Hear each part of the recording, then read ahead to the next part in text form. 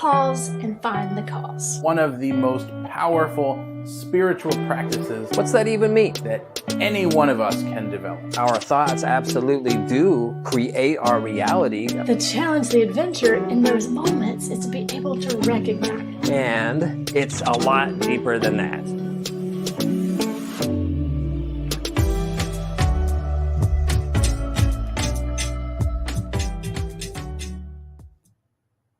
Hello and welcome to episode 64 of Truth Be Told.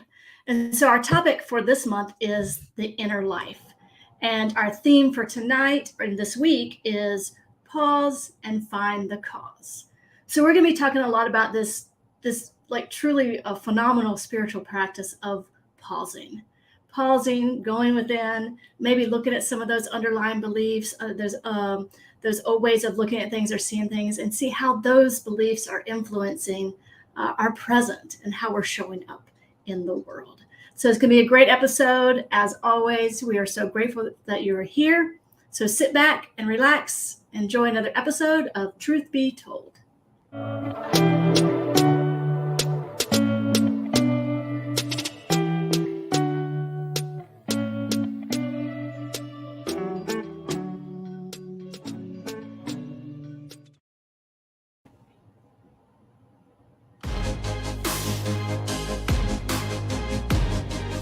This week's topic is pause and find the cause.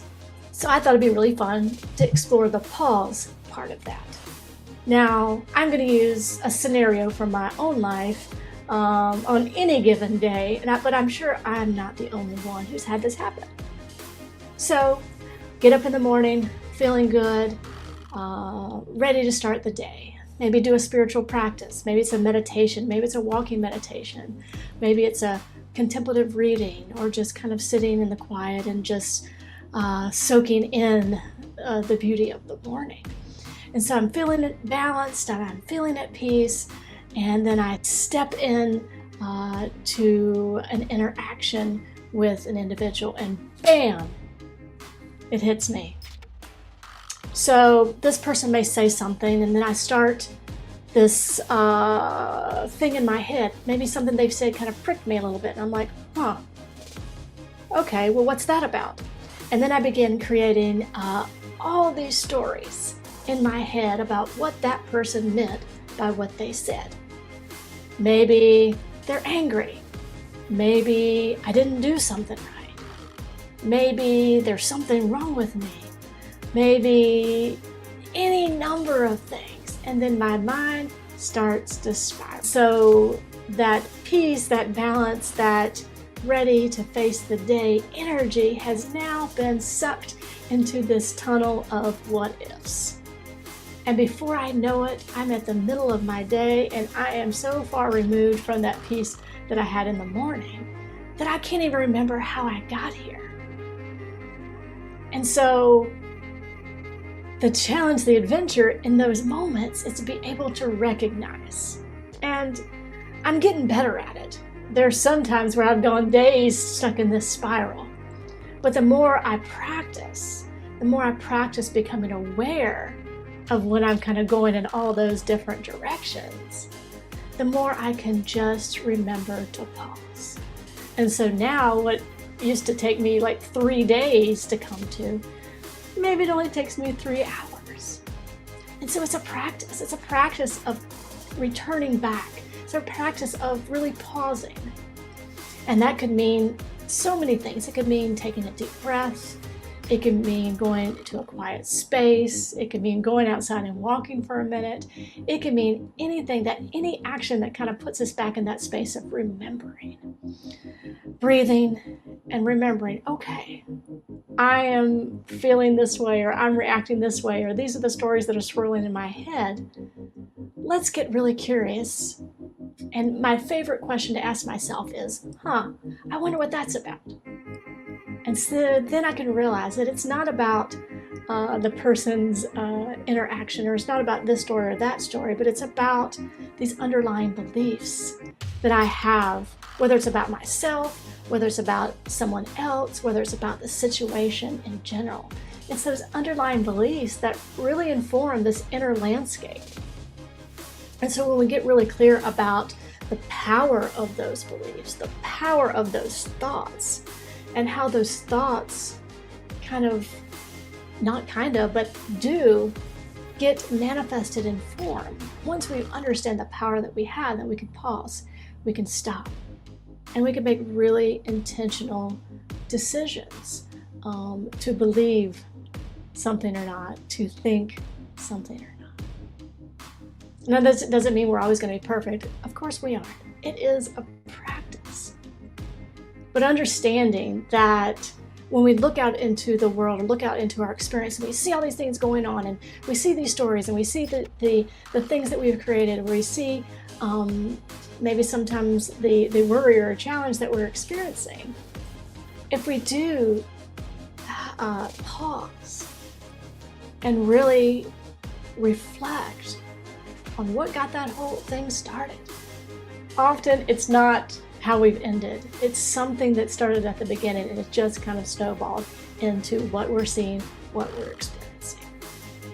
And so this is not to put any sort of blame or shame or anything, but it does kind of empower us to realize that we have the power, we have the ability to create these experiences. We have the ability to show up differently. And I don't know about you, but that's pretty cool. Oftentimes I get stuck in this idea that things are happening to me. But instead, this idea that I can pause, I can reflect back and find the cause. And when I can see it, then I can step into my experience, my inner landscape, my outer landscape from that space, from that new space, from that honed in space of that cause. And I can choose to act accordingly. And so this pause becomes a powerful tool just to breathe, just to kind of unwind our brain and settle. And it's then that we can reflect on the cause. It's then that we can see the truth in a whole new way. And often we've gotten so far away from the truth as we follow our minds here and there and everywhere. So this pause becomes a remembering, a coming back to, a gentle reminder that we have the power to create extraordinary things.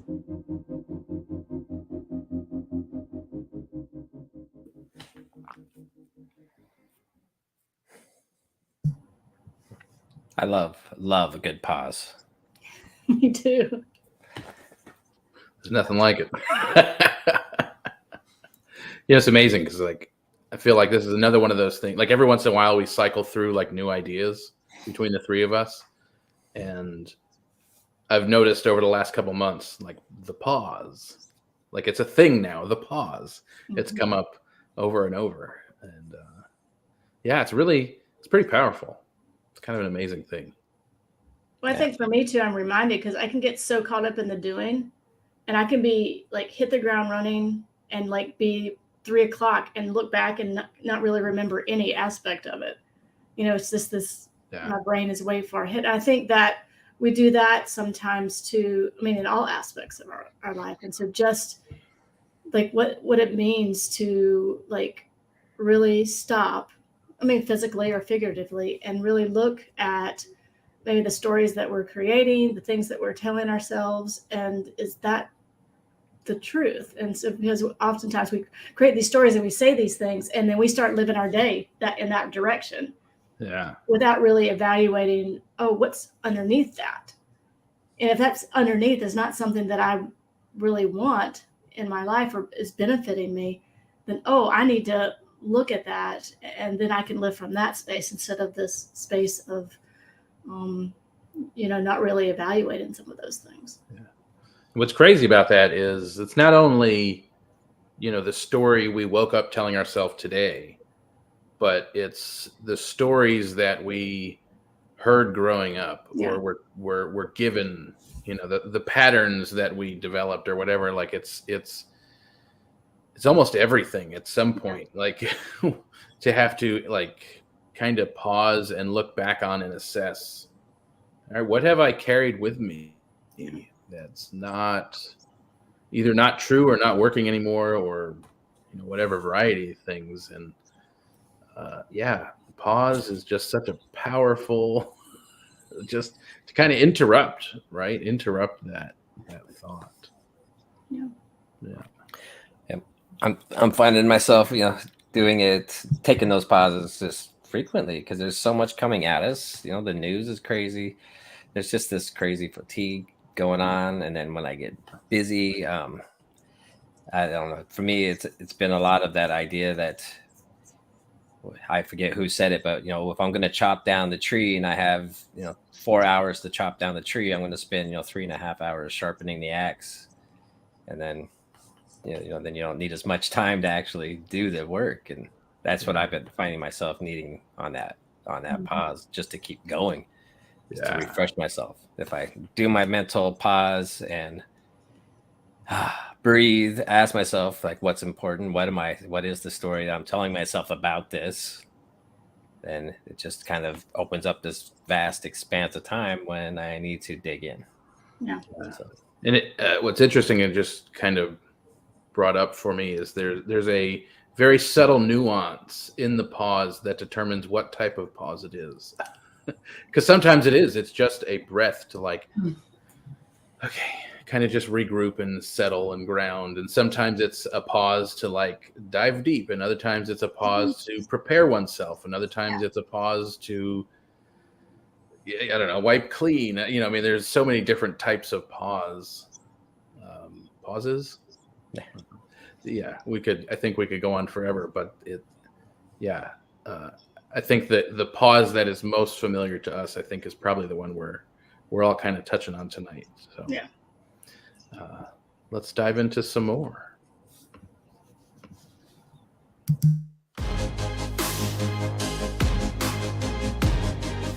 The pause.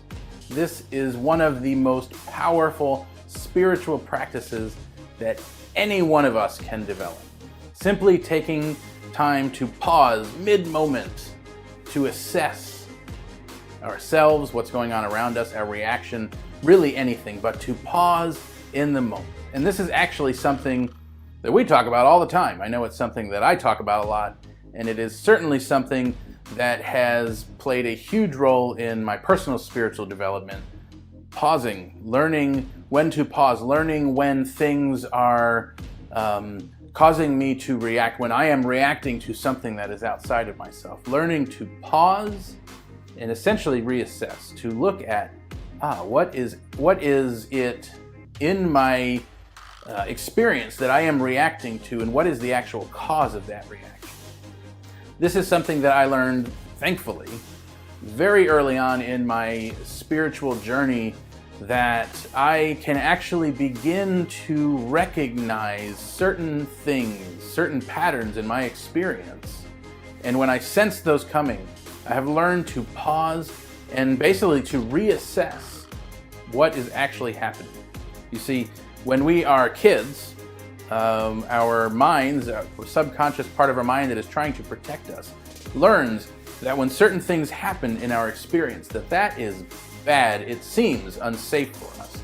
And so we learn a coping mechanism, a way of responding to that our brain thinks will keep us safe. None of this is conscious.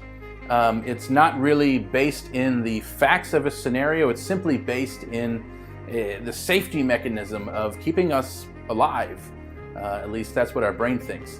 Now, the necessity for that, it seems, dwindles as we get older, and hopefully as adults we begin to learn that those coping mechanisms, the things we learned as kids, don't actually serve us as adults the way they did as kids. Now that we have a greater means of expressing ourselves and greater authority in our own lives, that those scenarios, those reactions, those patterns aren't as necessary now as they were when we were kids. But for a lot of us, this can take quite a while to unpack, and so the pause becomes crucial. Let's say you are in a conversation with someone that you are in a relationship with. Doesn't matter what kind of relationship, but you're in a conversation and that person says something that you have a very visceral reaction to. You get triggered. One of these coping mechanisms that you learned as a kid gets triggered by something that that person said. It reminded you of whatever that situation was when you were a kid, and you, all of a sudden, the mechanisms in your brain go into overdrive, and it is fearing for your life. And so normally, we just react based on whatever that pattern was, until we become familiar enough with that pattern to actually undo it. And so when we recognize what that reaction actually physically feels like, what story we have attached to it, and I know that's not a fun way of saying what we think about how it feels. So there's the visceral feeling in our body, there's how we think about that feeling, and then there is the ability, the option to actually assess what is really going on. And so whether we know what that initial event was or not, we can gauge whether we are reacting in the way that we want to react, and kind of assess, are the facts of this story true or not? And so I like to think of it as this little meter, like an odometer or something, with a needle that kind of, if center is the very middle of this needle, how far off of center am I? And how much time does it take for that needle to come back to center? And simply by pausing, the more often I remember in these situations to pause. Is this a feeling I recognize? Is the story or the thoughts that I have around this feeling familiar? And after a while, we begin to recognize we have certain patterns. And so when we feel that physical sensation arising in our body, that actually becomes a signal for us, and usually happens way before the thoughts happen. That visceral reaction causes the thought pattern, which causes us to act in a certain way when we're doing so unconsciously. And so this pause, in those situations, we can pause and sense and feel that feeling, and we get to know it and go, this feeling is, fill in the blank. I get angry here, or I get scared here, or I try and flee here, or I shut down here. This feeling is the feeling of shutting down. And then these thoughts are the thoughts that I use, my mind uses to try and convince me to shut down in this certain scenario. And so the more familiar we become with those feelings and those thought patterns, the quicker this needle actually comes back to zero. And interestingly enough, emotions themselves only last 90 seconds. And so if we allow ourselves that 90 seconds to just recognize the feeling and the thoughts, we don't have to make them wrong, we don't have to judge them, we don't have to resist them, just allow them to be what they are, almost as someone viewing, almost as someone just watching it happen, and then let them go. And if it is longer than 90 seconds, to ask ourselves, what is the attachment, what emotional reaction are we having to whatever that thought process, whatever that feeling is? And the more we do this, the easier it becomes to bring that needle back to center, which is the reaction we would like to have in this scenario. So again, the pause is so crucial. It is key in our spiritual development. Pause and assess.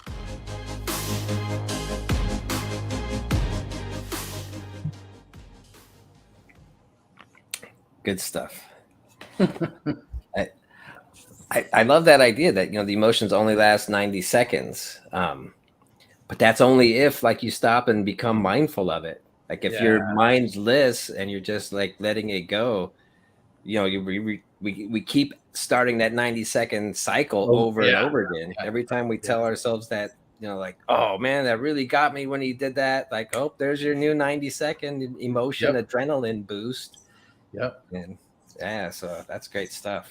It reminds me when, like, when I see patients like in a therapeutic scenario, and they've had a reaction, whether it's like they've gotten angry with a person, or they've had this altercation or whatever, and so we come to backtrack and, like, what was the thought, what was the feeling, all these things, like, before that happened, and to really kind of not get so caught up in the thing and then backtrack And so the more that we learn to sometimes kind of backtrack, because we have to do that, honestly, when we react in ways or show up in ways or say things or do things that we're like, oh, I don't know about that. We do have to backtrack and like, okay, when did I start feeling that feeling? And okay, what was that thought? And then it kind of, and when we're able, like you said, to bring ourselves back to that sooner, then we can start, beginning to feel that and be like, oh, I know what this is about. This has happened before. Let's stop it here.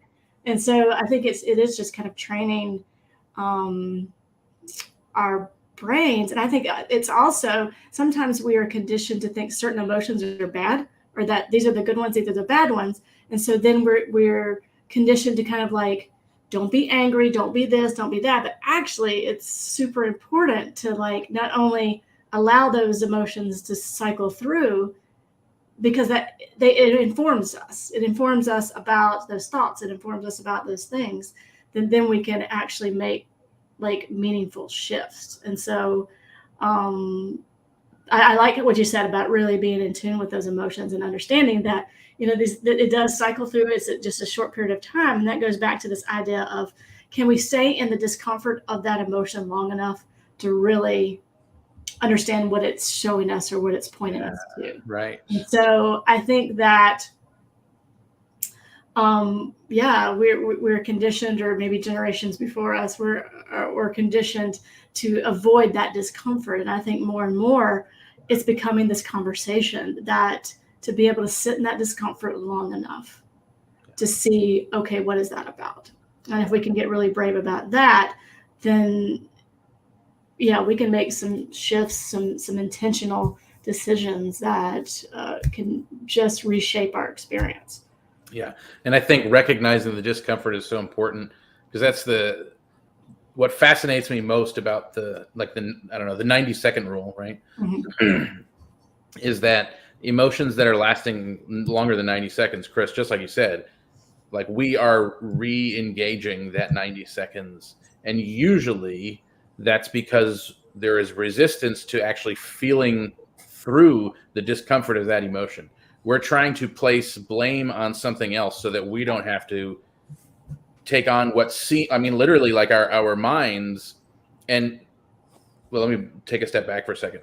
The times that we have these reactions are moments when something has triggered that response in us because of some past situation, right? Yeah. Like some situation as a kid created this, or some really traumatic thing later in life created this response. And so when we are in that moment of being triggered, it's because there was some scenario that created that response, right? Like, because there are times where the things where people can just be nasty as hell to you, and it doesn't even land on you. Like, you're just like, oh, okay. Because there was never in a time where that created any type of necessary response. So anytime we're in one of these moments, our mind is literally kicking into like survival mode. Yeah. And so to allow that emotion, the core emotion or the feeling of that, to actually just process through for our brain is like death. Like it is trying to protect us from the thing that it thinks is going to cause us death. And so to actually engage in the discomfort of whatever that core emotion is, to that fight or flight or fawn or what does it say? There's two. Freeze. Flight, fright, or freeze. Flight. Yeah. And lately I've heard fawn is added to that as well. Mm-hmm. I don't know if there's legitimacy to that or not, but what's fawn? What's that? That it's like when you take on the responsibility and try and make everyone else feel okay, like a fawning response kind of thing. Okay. You've heard it here. You've learned it here. Yeah. Maybe you didn't know it, but you really did. I have no authority to say that with any legitimacy. I have no idea. But I've heard, according to TikTok, a viable source. Yes. What the hell was I saying? Yeah, we get we get caught up in these emotions, right? And that thought is totally gone. I'm sorry. Wherever we were going with it. Oh, so our mind thinks that we are in actual danger. Right. And so it is like, no, this thing is going to kill you. That is death. Do not engage. Mm-hmm. And so that pause just becomes like critical to when you recognize that initial feeling, like there is a very visceral feeling in our body that happens before the thought process even engages. Somebody shows up in a certain way and we get triggered, like we know, our body knows immediately, almost before it even happens. And so the more we get in tune with that feeling, the quicker we can recognize that thought process coming up and actually interrupt that like fight or flight, response safety mechanism.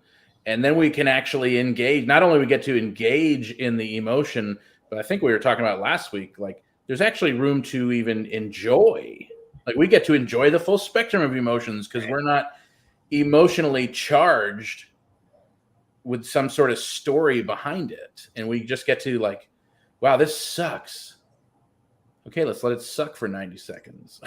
or even, maybe it's even a half an hour. Like maybe we're going to allow ourselves to let it suck for half an hour and then, okay, that was rejuvenating, or I don't know, whatever. I mean, there's a lot of room for a lot of different things there, but yeah. Well, and those triggers and those mechanisms that come in, this is not to say that those are bad or we're not placing blame or shame or anything like that, but recognizing that, yeah, they served a purpose and they have served us a purpose until this point.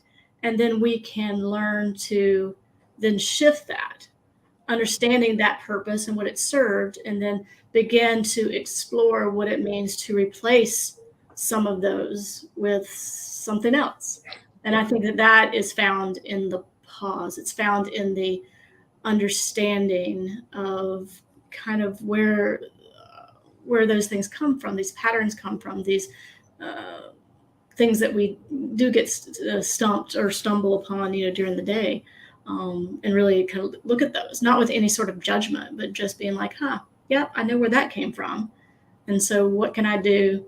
What can I, kind of pull out and then reinsert something else and then, go from that space. But that is the adventure though, isn't it? Sounds easy, but it's not. I think that's the nice name for it. I have to just interject real quick too, the irony here that when Dan was speaking, it pointed it out. We're so afraid of facing that emotion, of leaning into like that 90 seconds to experience that thing because we don't want to experience it. Mm-hmm. And the irony is if we don't do that, then we carry it and we're going to experience so much more of it over and over again. And that seems like maybe we're not, because we're kind of like shadowing it, covering it up, whatever we do to numb ourselves, but it's there and we feel it. And like you said, something from like our past that we've been carrying with us and we don't deal with it. Yeah. So what we don't want to experience in the right now is what, if we don't, we're going to experience it a lot longer. Yeah. And yeah, that's not fun. Yeah. All right. Well, I think it is time for a pause. So thank you so much for being here with us. It is absolutely our pleasure to be in this role. We have what we know is the best job in the world, where we get to come together and just really dive into this messaging, building this community, having this way of communicating with you all. And so we just want to take the time to invite you to jump in even deeper. So if you're watching this, obviously, you know that every Tuesday night, we do Truth Be Told, this weekly video series of inspiration and messaging. And then Thursday nights, we have what we call The Gathering, which is a coming together of like-minded individuals who are looking to jump into these topics more deeply and share of personal experience and really just come together to be seen and to see each other. It is honestly a transformative experience. It's transformational. I don't think there has been a week where we haven't each come out knowing and feeling and being some way better than how we showed up. So if you're interested in that, you can definitely check out more information on that, soulevolutioncollaborative.org. You can sign up for The Gathering on Thursday nights and join us there. Sunday mornings, we offer Strip Down Sunday, which is a stripped down version of what you would expect on a Sunday morning if you were to walk into church. And it's basically, it's just the message. It is kind of our version of up and coming, what Sunday mornings could look like. Just a short inspirational message from one of us. And you can check that out, 12:30 Eastern on Sundays on Facebook. You can find us on Facebook, Soul Evolution Collaborative. And certainly more up and coming events and things. So keep an eye out, and we will make sure we keep you informed.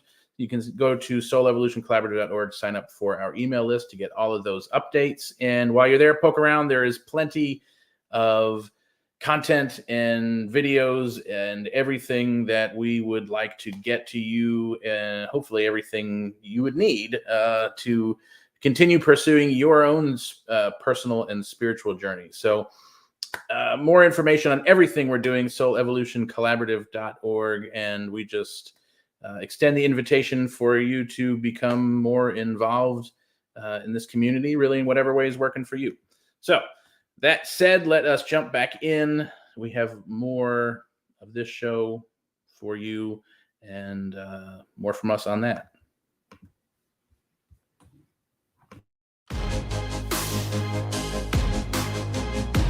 Pause and find the cause. What's that even mean? So this is another place where in the philosophy of science of mind or in other new thought philosophies, we sometimes get caught up in assigning blame and feelings of guilt to unfortunate circumstances that we are experiencing in our life. That's certainly not what I want to do here. I'd like to address how, yes, our thoughts absolutely do create our reality, in large part really due to the way that we perceive things, the way that we set up our own affect to move forward in this world, and that does shape our reality. And yes, if we're holding on to negative thoughts, fearful thoughts, that affects how we show up, and that will, and well, it can cause unfortunate manifestations.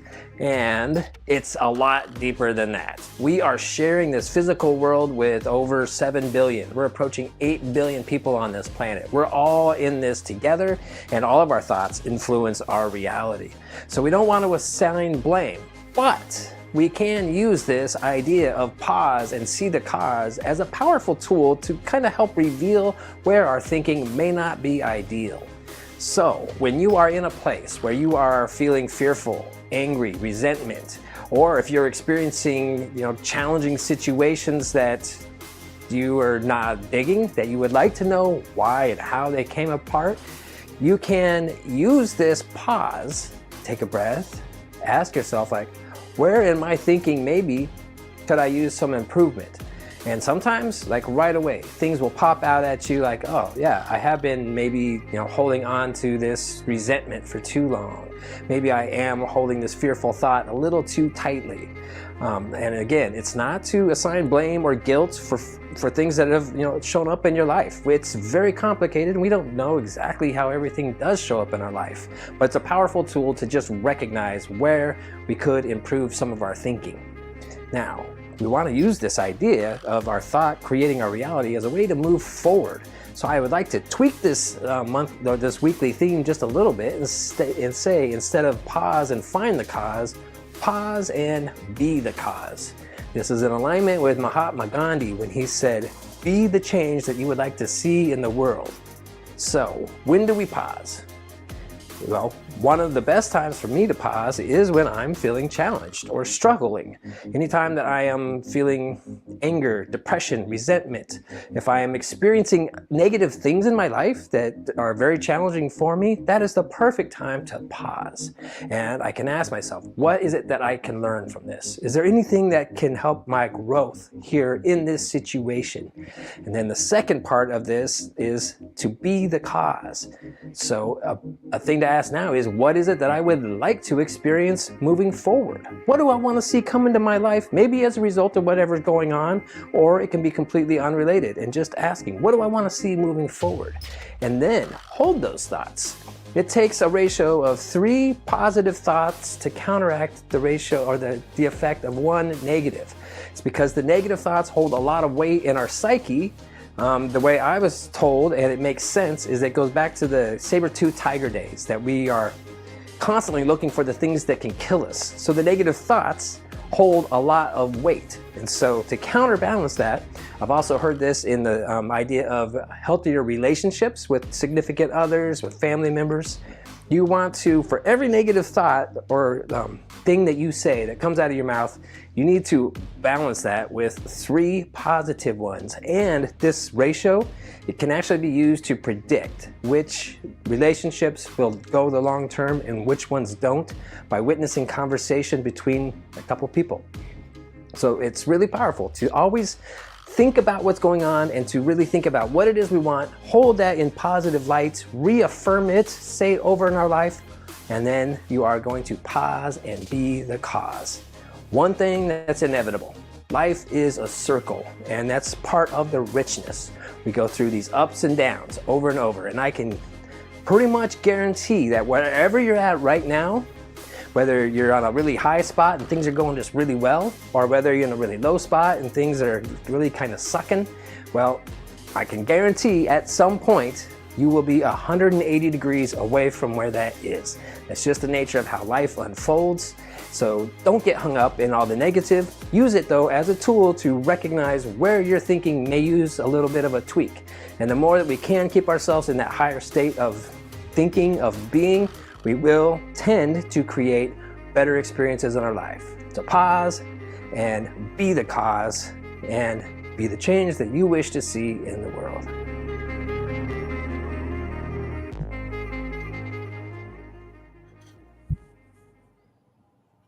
Brilliant.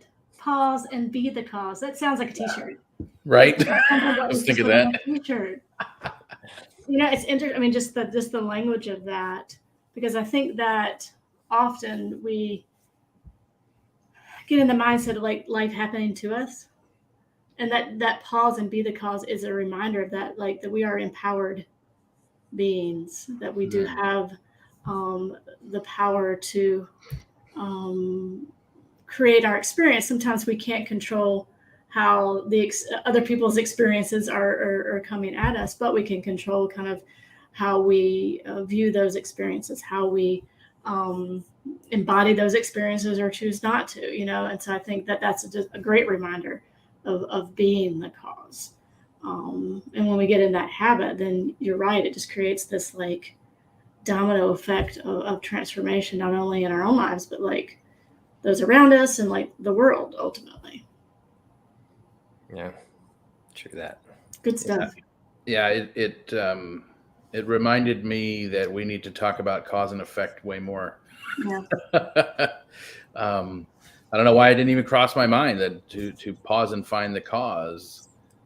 Essentially, what we're doing is we are assessing the world of effect out in front of us and pausing to find pausing in time to find out, look at, all right, well, what is first cause here, right? Mm-hmm. Yeah. First cause, primary cause being the thing itself, being the thought in mind, in the universal perspective. What is the thought that created this effect? What is the thing that caused this experience? And yeah, so much it is looking for cause. We're looking for the cause out in front of us in the effect, rather than pausing and finding cause back of all things, to use some of the words of Ernest Holmes, right? Like, yeah, right. Cause and effect, first cause. There's some old school science of mind principle for you, right? Like, yeah, what is the first cause behind this? Yeah. What is old true? School. Old school, but foundational for sure. Yeah, it's great. It's great. It's good stuff. We can have a whole month on cause and effect. Like I kind of expressed in the video, like sometimes you can find really something that I was doing or thinking that contributed, but when you think about the idea that we are all one in one mind, like the cause that caused this situation is so complex and beyond anything that I can know right here. And I can also know that I do have some say in how it unfolds, in what causes stuff in the future, and leaning into, like you said, really get to enjoy the full gamut of experiences when we realize that, one, we're not to blame, like we created everything kind of intentionally, only my one single little pinpoint of consciousness, recognizing that, there's a lot of consciousness there. Yeah. Yeah. And the whole filter of subconscious mind, right? Like when we have a thought and it automatically passes through universal law to come into creation, and it's really easy to reduce that down to, okay, you put a thought through law and poof, you have this thing, you have the result of that thought. Right. But yeah, there's also this filter of every other thought I've ever had, the filter of the subconscious, right? Like collective beliefs about all the things that impact that. Like, yeah, I can be like, there's $1 million is going to fall out of the sky in front of me right now. And immediately I have the voices like, no, it's not. That's stupid. Right. So all the other thoughts I've ever had about $1 million falling out of the sky. And then there's also this subconscious belief in the world that like money doesn't just fall out of the sky. So there's a math to it. We have to take like the sum total of all the thoughts about that thing. And, I think if we were to be able to actually see that working, I think our personal thoughts would have some more weight than the weight of the subconscious, thought to thought, right? But there's so much subconscious on a lot of things, the things that we haven't picked apart yet, that, when we look at cause and effect, when we look at first cause, and then throw in a little bit of that subconscious mind, and it's like, I don't know, right? But it also shows that everything that is everything that's being creative is actually working for us. And so we can see exactly how our thoughts manifest based on how they're showing up, right? It works the other way too. Like what's showing up is a mirror then of that collective and in ourselves and what we believe. And we could talk about that all night, I think. For sure.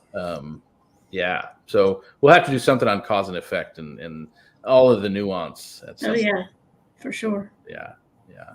Indeed. All right, everybody. Thank you so much for being here. It is our pleasure. This is our dream work here that we get to do. So thanks for spending your time with us and watching. And if you made it this far, appears that something resonates with you. If you'd like to talk about this or explore this topic further, come join us on Thursday night at the Gathering. Just sign up on our website for the Gathering and you'll receive the link to come do that Thursday night, 7:00 Eastern time. It's really great conversation and a great way to go within. Now, the Soul Evolution Collaborative is supported by people like you. So if you resonate with this and you are able to financially help keep this going, we gratefully welcome and appreciate all donations that you are willing to offer. There's a button on our website, soulevolutioncollaborative.org. All donations are tax deductible and deeply appreciated. And again, if you resonate with this and like to support us in other ways, we're trying to get the message out there to as many people because we believe in the message. We have seen how it has drastically affected our own lives. We've seen it affect the lives of people going through this process and journey with us. So we feel good about it that we want to offer this to as many people as possible. So if you do resonate, click like, subscribe, comment, share this content with other people, and open up a bigger world. So keep an eye out, sign up for our newsletter on our website to be kept up to date on all of our events. And we hope to see you in the near future. Thanks again for watching and be well.